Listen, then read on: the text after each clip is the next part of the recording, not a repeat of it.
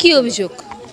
আমাদের অভিযোগ যে আমাদের বিভিন্ন রকমের শারীরিক সমস্যা হয় এখানে, এবং আমার এখানে থাকার হচ্ছে 6 বছর হচ্ছে এবং 8 বছর ধরে এরকম শারীরিক সমস্যা হচ্ছে।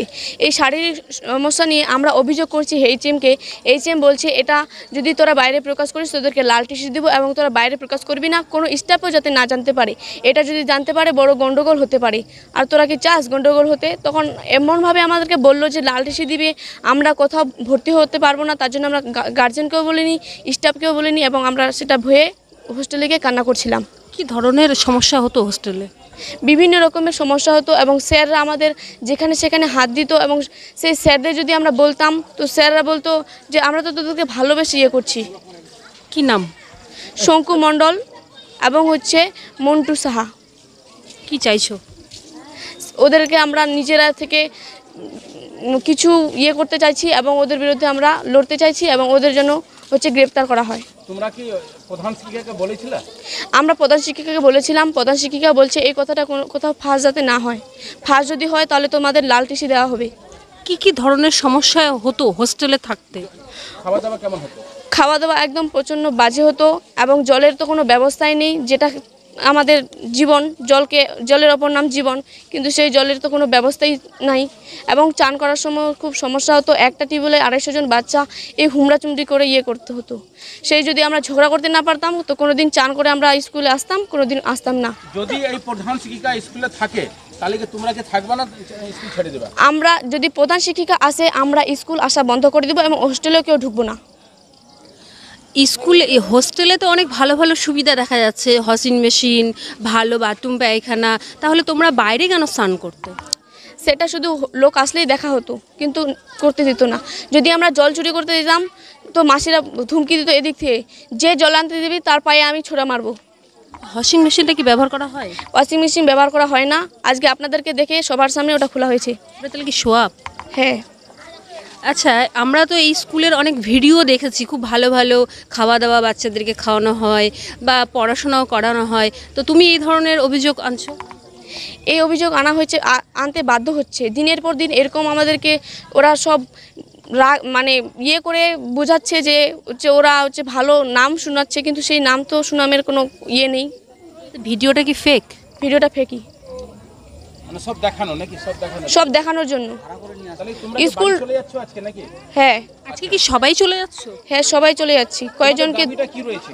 আমাদের দাবি হয়েছে যে সব পরিবর্তন হবে তারপরে আমরা আসবো। আমরা চাই না এই হেডমিসের সাথে থাকতে। যে হেডমিস নারীকে নারীর মতো দেখতে শিখেনি, সে কি কোনো নারী না? সে কোনো একটা হেডমিস। সেখানে আমরা কেন থাকবো? যদি তোমাদের এই প্রধান শিক্ষিকা সোমা বাগচি থাকে এই স্কুলে, তাহলে কি তোমরা কি আসবে স্কুলে না আসবে না? স্কুলে আসবো না। হোস্টেলে জল ছিল? খাবার ছিল, একটু করে পড়তো জল। একটু করে পড়তো? হ্যাঁ, অল্প করে। কি সমস্যা হতো?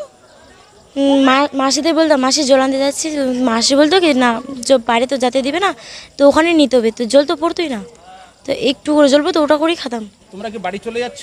হ্যাঁ। তোমাদের কেন যাচ্ছ বাড়ি? হোস্টেল ছেড়ে দিয়ে ভয় লাগছে? হ্যাঁ। কিসের ভয়?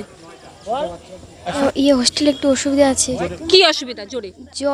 জল খাওয়ার, তরকারি ভালো হচ্ছে না। আচ্ছা, কি চাইছেন আপনারা? আমরা চাচ্ছি এই দিদিমণিকে এখান থেকে সরানো হোক। হ্যাঁ, এই দিদিমণিকে সরানো হোক। আর এখানকার যে ম্যানেজমেন্ট ব্যবস্থা, যে নতুন যে এখানে পরিকাঠামোর যে আপনার এসছে আর কি, নতুন যে কোঅর্ডিনেটর এসছে তাদেরকে সরানো হোক। হ্যাঁ, এবং যারা দুর্নীতির সাথে এখানে স্কুলের মধ্যে জড়িত আছে, বাইরে থেকে কিছু বোঝা যায় না, তাদেরকে সম্পূর্ণ ইয়েটাকে এখান থেকে বানচাল করা হোক। এটাই আমরা চাচ্ছি। দেখতে পাচ্ছি সব বাচ্চাদেরকে তো নিয়ে গেল গার্জেন। হ্যাঁ, গার্জেন নিয়ে গেল। এটা খুব ভালো, একটা ভালো দৃষ্টি এবং খুব ভালো কাজ। বাচ্চারা এখানে নিরাপদে নেই, বাচ্চাদেরকে নিয়ে যাক। এটা মানে ভালোভাবে সুস্থ পরিবেশ চলে আসুক, তারপরে বাচ্চারা আসুক। এটাই আমাদের কাম্য। আপনাদের দাবি কি ছিল? আমাদের দাবি কি? আমাদের দাবি এই দিদিমণিকে এখান থেকে সরাতে হবে। এটাই মেন মুখ্য। আর হচ্ছে স্কুলটার পরিকাঠামো মানে ঠিক নেই, এবং এখানে যে টাকা পয়সা আসে ঠিক মতো এখানে কোনো ইউটিলাইজ হয় না। পয়সাটা কোথায় যায়, কি হয়?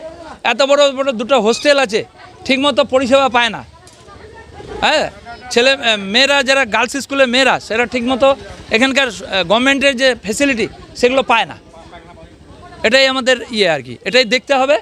আর এই যে কোঅর্ডিনেটর নিয়োগ হয়েছে নতুন, আগের কোঅর্ডিনেটর খুব ভালো ছিল, এই কোঅর্ডিনেটরকে সরানো হোক, নতুন যে এসছে তাকে সরানো হোক। আমার নাম সুব্রত তালুকদার। স্কুল এটা আমার বাপদাদার জায়গাতেই স্কুলটা প্রতিষ্ঠিত হয়েছে। পায়খানা বাথরুম এবং হোস্টেলের ভিতরে সাপ পোকামাকড় এগুলো দেখা যায়, এগুলো ম্যানেজমেন্ট ঠিক হয় না।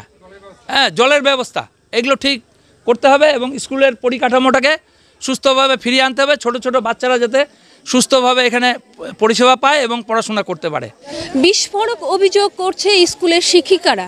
আচ্ছা, এই যেই সময় এই স্কুলের ছাত্রীরা এবং হোস্টেলের ছাত্রীরা যে আন্দোলন করছিল, ঠিক সেই সময় একটি বাচ্চা অসুস্থ হয়ে পড়ে এবং তড়িঘড়ি তাকে হসপিটালে নিয়ে যাওয়া হয় এবং হসপিটালে ডাক্তার জিজ্ঞাসা করে, তোরা কি জল খাস না?